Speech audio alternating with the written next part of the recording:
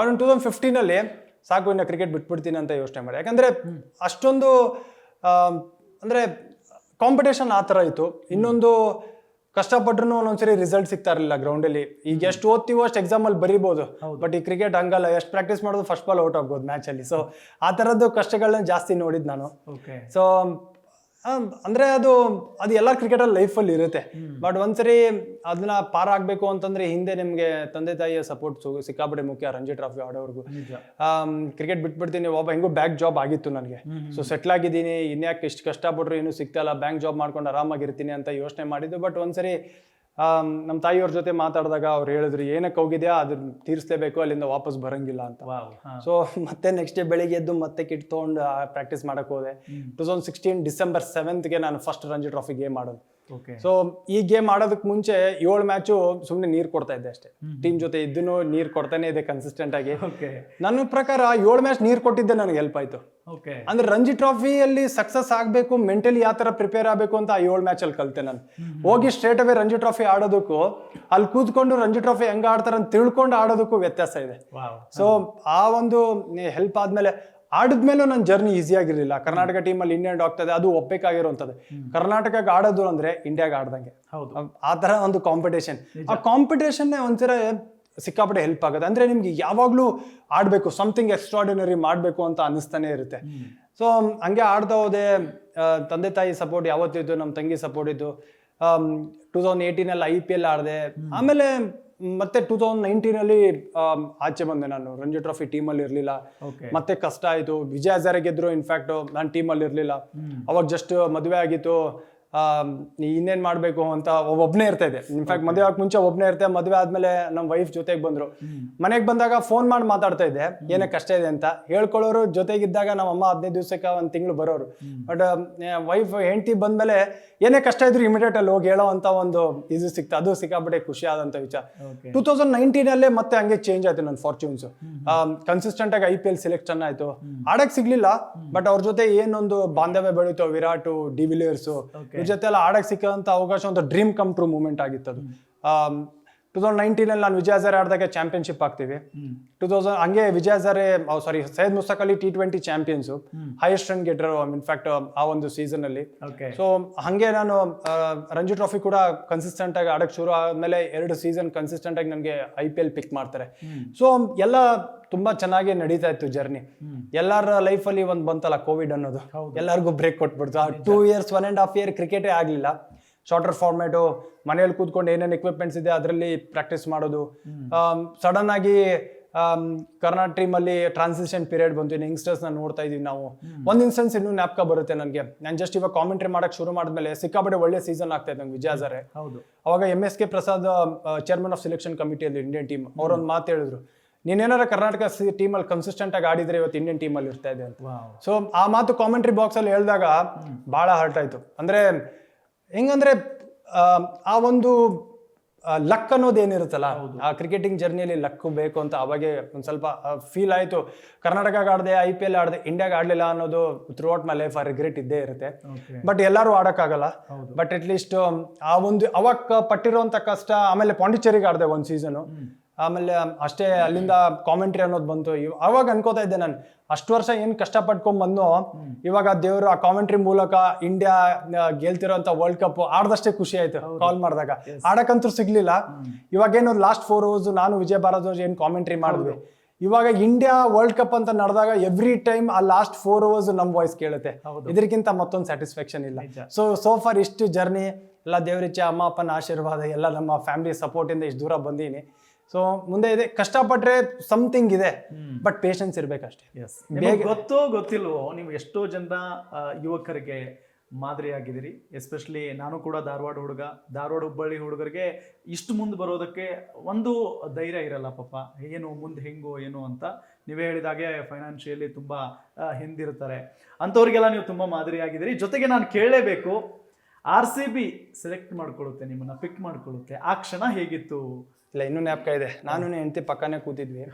First ಮದುವೆ ಆಗಿತ್ತು. 2018 ಮದುವೆ ಆಗಿರ್ಲಿಲ್ಲ. 18 ನಾನು ಬ್ಯಾಂಕ್ ಪ್ರಮೋಷನ್ ಎಕ್ಸಾಮ್ ಬರೆಯಕ್ ಹೋದಾಗ ಆಪ್ಷನ್ ಆಗಿತ್ತು. ಬಂದು ನೋಡಿದಾಗ ಒಂದು 40 ಮಿಸ್ ಕಾಲ್ ಇತ್ತು. ಅವಾಗ ಡೌಟ್ ಬಂತು ನಂದು ಆಗಿದೆ ಅಂತ. Oh my God. So 2020 action ಆಗುತ್ತೆ, ನಾನು ನನ್ನ ಹೆಂಡತಿ ಪಕ್ಕದಲ್ಲಿ ಕೂತ್ಕೊಂಡು ಆಕ್ಷನ್ ನೋಡ್ತಾ ಇದ್ವಿ. ನೋಡ್ತಾ ಇರ್ಬೇಕಾದ್ರೆ ಫಸ್ಟ್ ರೌಂಡ್ ಪಿಕ್ ಆಗ್ಲಿಲ್ಲ. ಸೊ ನಂಗೆ ಸಿಕ್ಕಾಪಟ್ಟೆ ಜಿಟರ್ಸ್ ಒಂಥರ ನರ್ವಸ್ನೆಸ್ ಸ್ಟಾರ್ಟ್ ಆಗಿದ್ದು. ಪಕ್ಕದಲ್ಲಿ ಕೂತ್ಕೊಂಡು ಅವಳೇ ಕಾನ್ಫಿಡೆನ್ಸ್ ಕೊಡ್ತಾ ಇಲ್ಲ, ಆಗುತ್ತೆ ಟೆನ್ಷನ್ ತಗೋಬೇಡಿ ಆಗುತ್ತೆ ಅಂದ್ರೆ. ಆ ಒಂದು season out of the box practice ಮಾಡ್ಬಿಟ್ಟಿದ್ದೆ ನಾನು. ಒಂದ್ ದಿನ ಪ್ರಾಕ್ಟೀಸ್ ಬಿಡ್ತಾ ಇರಲಿಲ್ಲ. 6 o'clock ನನ್ನ ರೂಟೀನ್ ಸ್ಟಾರ್ಟ್ ಆದ್ರೆ ಸಾಯಂಕಾಲ 7 o'clock ನನ್ನ ರೂಟೀನ್ ಎಂಡ್ ಆಗ್ತಾ ಇತ್ತು. ಸೊ ಆ ತರ ಕಷ್ಟಪಟ್ಟಿದ್ದಾಗ ಏನಾರೋ ಒಂದು ಸಿಗ್ಬೇಕಲ್ಲ ಅಂತ ಯೋಚನೆ ಮಾಡ್ತಾ ಇದ್ದೆ. ಸೊ RCB ಪಿಕ್ ಮಾಡಿದಾಗ ಆ ಒಂದು ಫೀಲಿಂಗೇ ಬೇರೆ ಇತ್ತು. ಸೊ ಅದೇ ಕನ್ಸಿಸ್ಟೆಂಟ್ ಆಗಿ 2 ಸೀಸನ್ ಆಡಕ್ಕೆ ಸಿಗ್ಲಿಲ್ಲ ನಂಗೆ ಫಸ್ಟ್ ಟೈಮಲ್ಲಿ. ಬಟ್ ಯಂಗ್ಸ್ಟರ್ಸ್ ಒಂದು ಹೇಳಕ್ ಇಷ್ಟಪಡ್ತೀನಿ, ಆಡಕ್ಕೆ ಸಿಗ್ಲಿಲ್ಲ ಅಂದ್ರೂ ಇದು team game. So second season ಆಡಕ್ಕೆ ಸಿಗ್ಲಿಲ್ಲ ಅಂದ ತಕ್ಷಣ ಏನಾಗುತ್ತೆ, ನನ್ನ ರಿಲೀಸ್ ಮಾಡ್ತಾರೆ. ಆಡಕ್ಕೆ ಸಿಕ್ಕಿಲ್ಲ ನನಗೆ ಯಾಕೆ ರಿಟೈನ್ ಮಾಡ್ತಾರೆ. ಫಸ್ಟ್ ಟೈಮ್ ಮೈಕ್ ಹೆಸನ್ ಅಂತ ಇದ್ರು, ಡೈರೆಕ್ಟರ್ ಆಫ್ RCB ಇದ್ದಾಗ ಫೋನ್ ಮಾಡಿ ಹೇಳಿದ್ರು ಯು ಹ್ಯಾವ್ ಬಿನ್ ರಿಟೈನ್ಡ್ ಅಂತ ಹೇಳಿದ್ರು. ನಾನು ಆರ್ ಯು ಶ್ಯೂರ್ ಅಂತ ಹೇಳಿದೆ. ವೈ ನಾಟ್ ಅಂತ ಹೇಳಿದ್ರು. ಸೊ ಅವಾಗ ಅಂದ್ರು, ನಾನು ಅವಾಗ ಕೇಳಿದೆ ಐ ಡಿಂಟ್ ಪ್ಲೇ, ಒಂದು ಮ್ಯಾಚು ಆಡಿಲ್ಲ. ನಾವು ಬರೀ ನೀವು ಆಡೋದು ನಾವು ನೋಡಲ್ಲ, ಆಡಿಸದೇ ಇದ್ದಾಗೂ ನಿಮ್ಮ ಟೀಮ್ಗೆ ಎಷ್ಟು ಇತ್ತು ಅಂತ ಯಾವಾಗೂ ನಕ್ಕೊಂಡಿರ್ತಾ ಇದ್ರಿ. You are a team man. So ಅದಕ್ಕೆ ನಿಮ್ನ ರಿಟೈನ್ ಮಾಡ್ತಾರೆ. ನೀವು ಇದ್ರೆ ನಮ್ಮ ವೈಬ್ ಬೇರೆ ಇದೆ ನಮ್ಮ ಟೀಮಲ್ಲಿ ಅಂತ. ಸೊ ಯಂಗ್ಸ್ಟರ್ಸ್ಗೆ ಏನು ಹೇಳಕ್ ಇಷ್ಟಪಡ್ತೀವಿ, ಆಡಿಸ್ಲಿಲ್ಲ ಅಂದ್ರೆ ಬೇಜಾರಾಗಬೇಡಿ, ಆಡ್ಲಿಲ್ಲ ಅಂದ್ರೆ ಇದು ಟೀಮ್ ಗೇಮ್. ನೀವು ಸಪೋರ್ಟ್ ಇದ್ರು ನಿಮ್ಗೆ ಬ್ಯಾಕಿಂಗ್ ಇರುತ್ತೆ, ಯಾರೋ ಒಬ್ರಿಗೊಬ್ರು ನೋಡ್ತಾ ಇರ್ತಾರೆ. ಸೊ ಈ ಒಂದ್ ಸೀಸನ್ ಆಗಿಲ್ಲ ಅಂದ್ರೆ ಸೆಕೆಂಡ್ ಸೀಸನ್ ಚಾನ್ಸ್ ಸಿಗುವಂತ ಸಾಧ್ಯತೆ ಇದೆ. ಸೊ ನನ್ನ ಪ್ರಕಾರ ಸುಮಾರು ಜನಕ್ಕೆ ಆಗುತ್ತೆ, ಆಡ್ಸಿಲ್ಲ ಅಂತ ಒಂದ್ ಸೈಡ್ಗೆ ಹೋಗಿ ಕೂತ್ಕೊಳ್ಳೋದ ದಯವಿಟ್ಟು ಮಾಡಬೇಡಿ ಅಂತ ನನ್ನ ಕಡೆಯಿಂದ ಒಂದು ರಿಕ್ವೆಸ್ಟ್ ಅಷ್ಟೇ. ಓಕೆ, ನೀವು ಟೀಮಲ್ಲಿ ಇದ್ದಾಗ ಅಂದ್ರೆ RCB ಇದ್ದಾಗ ವಿರಾಟ್ ಕೊಹ್ಲಿ ಅವರು ಇದ್ರು, ABD ಇದ್ರ ಆ ಟೈಮಲ್ಲಿ? ABDನೇ ಇದ್ರು. ಹೆಂಗಿರ್ತಿದ್ರು ಡ್ರೆಸ್ಸಿಂಗ್ ರೂಮ್ ವಾತಾವರಣ ಹೇಗಿರ್ತಿತ್ತು? ಮ್ಯಾಚ್ಗೆ ಹೋದ ತಕ್ಷಣ ಒಂಥರ ಡಿಫ್ರೆಂಟ್ ಇದ್ರ ತರನೇ ರೆಡಿ ಆಗ್ತಾ ಇದ್ರು. ಅವ್ರ ಪ್ರಿಪ್ರೇಷನ್ ನೋಡ್ತಾ ಇದ್ರೆ ಖುಷಿ ಆಗೋದು. ಅವ್ರ ವರ್ಕ್ ಎಥಿಕ್ಸು, ಯಾವ ತರ ಗೇಮ್ ನ ಅಪ್ರೋಚ್ ಮಾಡ್ತಾರೆ, ಯಾವ ತರ ಗೇಮ್ ರೀಡ್ ಮಾಡ್ತಾರೆ, ಅದೆಲ್ಲ ಡಿಫ್ರೆಂಟ್ ಆಗಿತ್ತು. ಇಬ್ರದ್ದು ಆ ಬಾಂಧವ್ಯ, ಇಬ್ರದ್ದು ಏನಂತಾರೆ ಪ್ಲಾನಿಂಗು ಸಿಕ್ಕಾಬಡೆ ಡಿಫ್ರೆಂಟ್ ಆಗಿ ಪ್ಲಾನ್ ಮಾಡ್ತಾ ಇದ್ರು. ಸುಮಾರು ಪಾಠ ಕಲ್ತೆ ಅವ್ರು ಯಾವ ತರ ಪ್ಲಾನ್ ಮಾಡ್ತಾರೆ, ಅದು ಎಲ್ಲರಿಗೂ ನೋಡಕ್ ಸಿಗದೆ ಇರೋಂಥ. ಬಟ್ ಅದೇ ಮ್ಯಾಚ್ ಮುಗೀತು ಅಂದ್ರೆ ನಮ್ಮ ಥರ ಹುಬ್ಳಿ ಧಾರವಾಡಲ್ಲಿ ಹೆಂಗೆ ಸರ್ಕಲಲ್ಲಿ ಕೈ ಹಾಕೊಂಡು ಹೋಗ್ತಾ ಇರ್ತೀವಿ, ಆ ಥರ ಫ್ರೆಂಡ್ಸ್ ಆ ಥರ ಟ್ರೀಟ್ ಮಾಡ್ತಾರೆ. ಯಾವತ್ತೂ ನಾನು ಬಿಗ್ ಪ್ಲೇಯರು, ಪವನ್ ಜಸ್ಟ್ ಟೀಮಲ್ಲಿ ಬಂದಿನ ಅಂತ ಯಾವತ್ತೂ ನಮಗೆ ತೋರಿಸ್ತಿಲ್ಲ. ಇನ್ಫ್ಯಾಕ್ಟ್ ನನಗಷ್ಟೇ ಯಾವ ಪ್ಲೇಯರ್ಗೂ ಫಸ್ಟ್ ಟೈಮ್ ಬಂದರೆ ಆ ಥರ ಒಂದು ಇನ್ಸ್ಟೆನ್ಸೇ ಬರಲಿಲ್ಲ. ಆ ಫ್ರೀಡಮ್ನ ಕೊಟ್ಟಿದ್ರು, ಅಷ್ಟೇ ಚೆನ್ನಾಗಿ ಮಾತಾಡ್ಸೋರು, ಅಷ್ಟೇ ಚೆನ್ನಾಗಿ ಜಾಲಿಯಾಗಿರೋರು. ಸೊ ನನ್ಗೆ ಭಾಳ ಖುಷಿ ಆಗಿದ್ದಂದ್ರೆ ಅವರಿಬ್ಬರ ಜೊತೆ ಆ ಒಂದು ಬಾಂಧವ್ಯನ ಶೇರ್ ಮಾಡಿದ್ದಕ್ಕೆ ಆ ಒಂದು ಡ್ರೆಸ್ಸಿಂಗ್ ರೂಮ್ನ.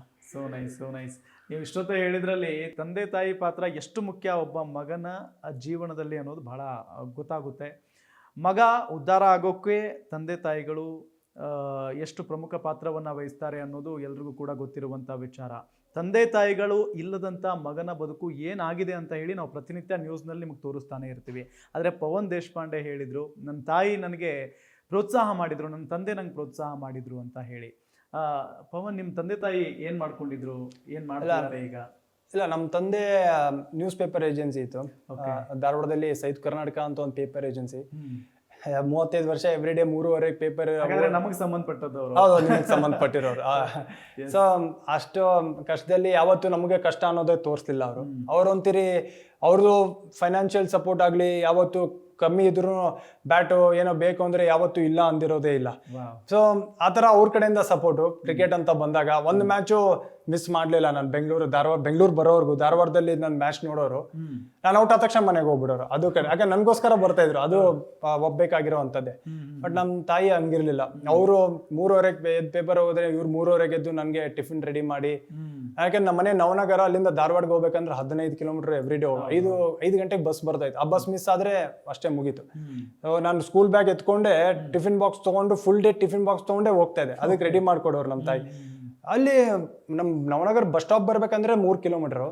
ಏನು ಸ್ಟ್ರೀಟ್ ಲೈಟ್ ಎಲ್ಲ ಏನೂ ಇರ್ತಾ ಇರ್ಲಿಲ್ಲ. ಅವರು ಟಾರ್ಚ್ ಇಟ್ಕೊಂಡು ನನ್ನ ಜೊತೆ ಬಸ್ ಸ್ಟ್ಯಾಂಡ್ ವರ್ಗೂ ಕಳ್ಸಕ್ ಬರೋರು. ನಾನು ಬಸ್ ಹತ್ತಿದ್ಮೇಲೆ ಅವ್ರು ವಾಪಸ್ ಬರೋರು.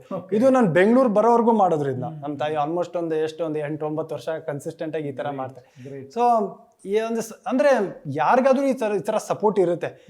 ಸಪೋರ್ಟ್ ಒಂದು ಏನಂತಂದ್ರೆ ತಂದೆ ತಾಯಿ, ಯಾವ ತಂದೆ ತಾಯಿನೂ ಸಪೋರ್ಟ್ ಮಾಡಲ್ಲ ಅನ್ನೋದಿಲ್ಲಲ್ಲ.